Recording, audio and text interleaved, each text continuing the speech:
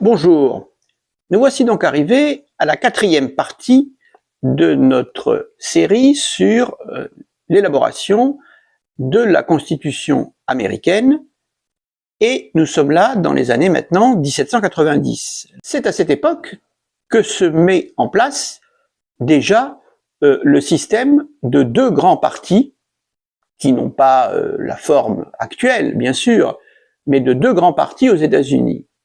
On a d'un côté donc les héritiers des fédéralistes, les fédéralistes, avec George Washington, qui est le premier président des États-Unis, et surtout Alexander Hamilton, qui est son secrétaire au Trésor. Et de l'autre côté, on a ce qu'on a appelé les Jeffersoniens, c'est-à-dire Thomas Jefferson et James Madison, qui représentent plus ou moins ceux qui sont favorables au pouvoir des États. Et la question centrale qui est posée dès le début du XIXe siècle, c'est celle de la nullification, dont nous parlerons à présent. C'est-à-dire la possibilité pour un État de nullifier, c'est-à-dire d'invalider ou d'abroger une disposition fédérale lorsque cette loi fédérale ou cette décision fédérale apparaît inconstitutionnelle. La question se pose très vite. Dans le cadre d'un contexte politique très heurté, très enflammé, le président Adams, qui est le deuxième président des États-Unis, fait voter 4 lois par le Congrès. Des lois sur la sédition et les étrangers. Une des lois prises par Adams consiste à interdire aux journaux la publication de fausses nouvelles, c'est les fake news avant la lettre, et de publier des articles offensants pour le gouvernement en place. En gros, c'est une loi de censure. Ces lois entraînent un tollé dans ce qu'on pourrait appeler la classe politique américaine. Dans les résolutions prises par la Virginie et par le Kentucky, on met expressément en avant le droit des États à s'opposer à des lois considérées comme anticonstitutionnelles. Quelqu'un comme Thomas Jefferson va jusqu'à écrire que pour le cas où il n'y aurait pas d'accord sur ce point, la Virginie pourrait éventuellement se séparer de l'Union. En 1800, James Madison remet lui-même un rapport où, sans aller aussi loin que cela, il déclare que chaque État a un droit d'interposition vis-à-vis d'une loi considérée comme violant la Constitution des États-Unis. Ça va donc très loin.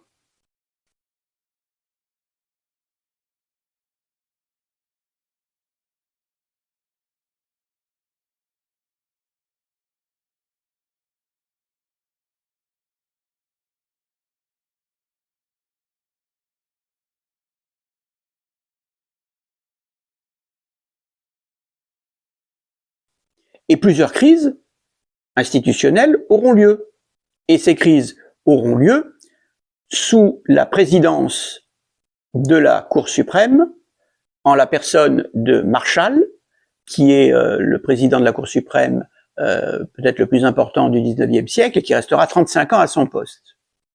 Et qui, lui, appliquera totalement la Constitution et la primauté du droit fédéral dans le domaine qui lui est strictement dévolu.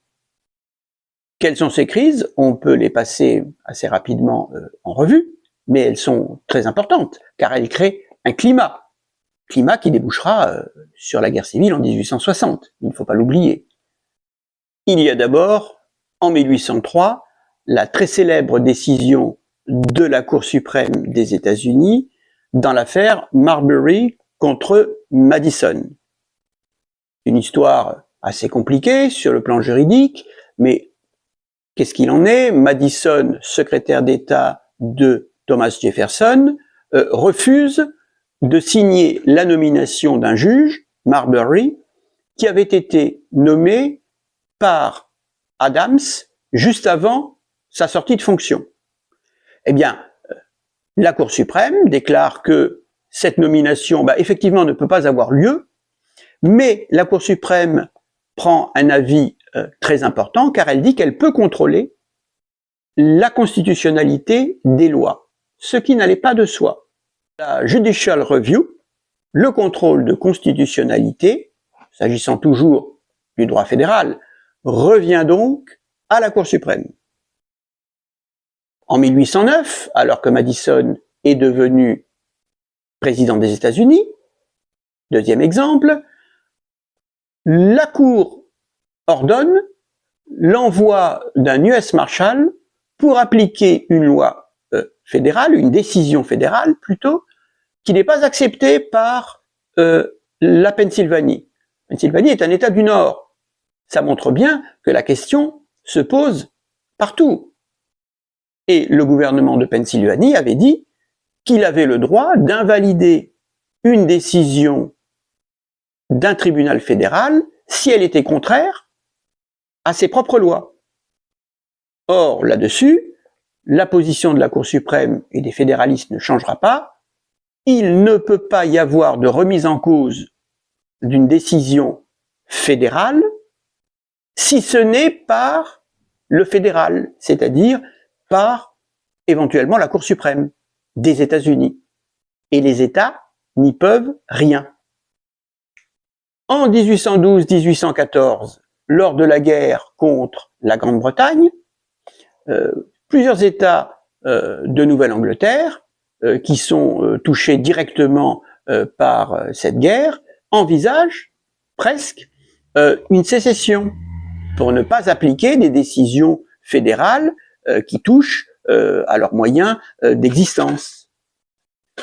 On a d'autres exemples, quand notamment aussi plus tard l'État de l'Ohio tente de faire payer des impôts à la Banque des États-Unis, banque qui a été créée par Hamilton et qui donc ressort du droit fédéral. De même, la Géorgie, qui entend ne pas appliquer le traité conclu entre les États-Unis et la nation indienne Cherokee, de même la Géorgie pense, elle aussi, pouvoir appliquer son droit, même en opposition à des dispositions proprement fédérales. Et on remarque que dans toutes ces affaires, Marbury, la Pennsylvanie, l'Ohio, la Géorgie, que je viens de citer, on met en avant les mêmes arguments qui seront toujours employés. On dit que l'accord constitutionnel, si on peut dire, de 1789, c'est un compact en anglais, c'est-à-dire un pacte constitutionnel entre États égaux. On rappelle aussi le 10e amendement de la Constitution qui avait été voté dans la foulée de la Constitution, qui dit que tout ce qui ne relève pas expressément du droit fédéral, c'est-à-dire de l'État fédéral, revient aux États ou au peuple. Et que donc, dans certains cas, c'est le droit des États qui doit primer. C'est dans ce contexte qu'a lieu la crise la plus grave avant la guerre civile, à savoir la crise de la nullification de 1832. Et là, le problème est posé très clairement. La Caroline du Sud refuse un tarif douanier qui a été voté en 1828. Et elle déclare qu'elle a le droit d'interdire ce tarif douanier qui cause un grave problème à son commerce extérieur. C'est là qu'apparaît un homme qui personnifiera ce débat sur la nullification et sur le droit des États, John Calhoun, qui en vient même à développer une théorie constitutionnelle et à proposer tout simplement l'institution de 2 présidents. Un président élu au suffrage des citoyens, qui représenterait la majorité, et une sorte de président pour la minorité. C'est la théorie du gouvernement à majorité concurrente. On voit par les exemples que j'ai donnés que tous les États du Nord comme du Sud ont des éléments pour dire que les lois fédérales ne doivent pas nécessairement s'appliquer, ou des décisions de tribunaux fédéraux ne doivent pas nécessairement s'appliquer à tous les États. Et il est vrai que quand on se rapproche de la période de la guerre civile, la question concerne principalement l'esclavage, et notamment le traitement des esclaves fugitifs. À telle enseigne que de nombreux États du Nord prenant des dispositions pour ne pas rendre au Sud à leurs propriétaires légitimes les esclaves qui s'y étaient réfugiés, la Caroline du Sud considérera en 1860 que les États du Nord, la plupart des États du Nord, n'appliquent plus les décisions fédérales. Parce que là, les décisions fédérales donnaient raison, puisque c'était le droit, donnaient raison aux propriétaires d'esclaves du Sud qui demandaient à récupérer leurs biens, entre guillemets. Et la Caroline du Sud dira que dans la mesure où les lois fédérales ont été de fait, de facto, invalidées par la plupart des États du Nord, elle était, elle, déliée de ses engagements constitutionnels et elle faisait sécession. Cette question semble réglée en 1865. Un État ne peut pas nullifier, comme on dit aux États-Unis, une loi fédérale ou une décision fédérale.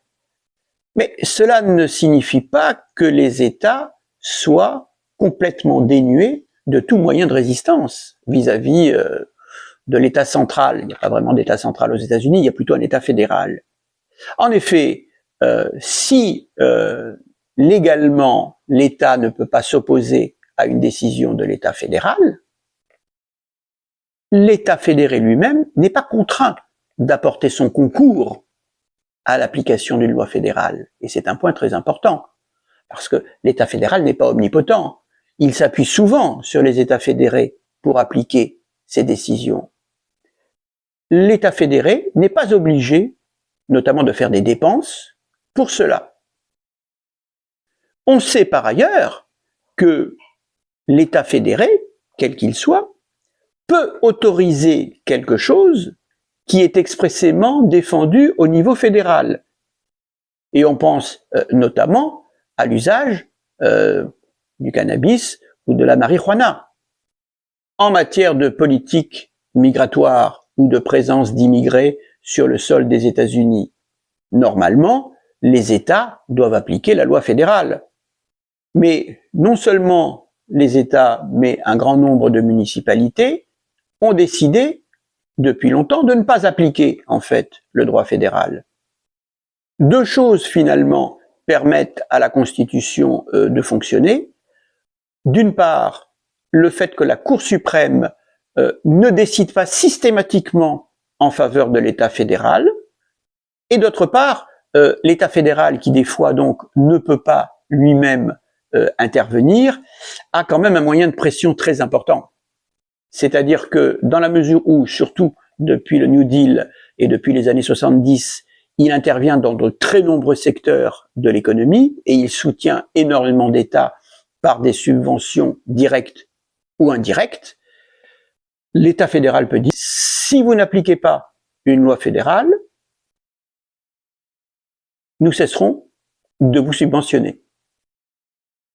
On voit donc, pour conclure ce petit examen de la Constitution américaine, de son élaboration et de la façon dont elle a été appliquée au XIXe siècle et jusqu'à aujourd'hui, que la Constitution américaine, on pourrait dire, n'est pas vraiment fixée. Elle dépend vraiment de rapports de force et seul finalement le patriotisme des Américains lui permet de se maintenir.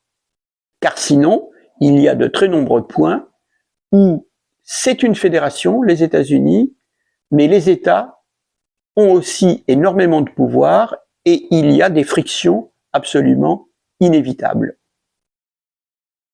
Merci.